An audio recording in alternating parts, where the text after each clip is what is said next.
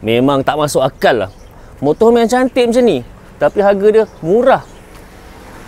79,000 je.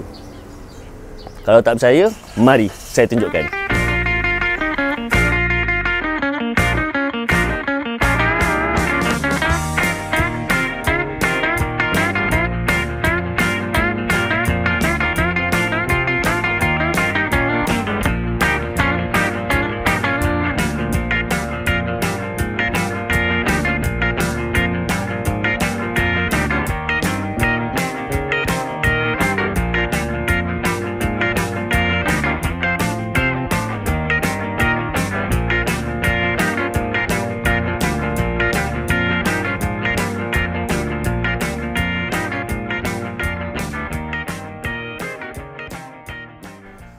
Kelebihan motorhome ni dia ada aircon blower, maksudnya aircon kereta tu bila start engine.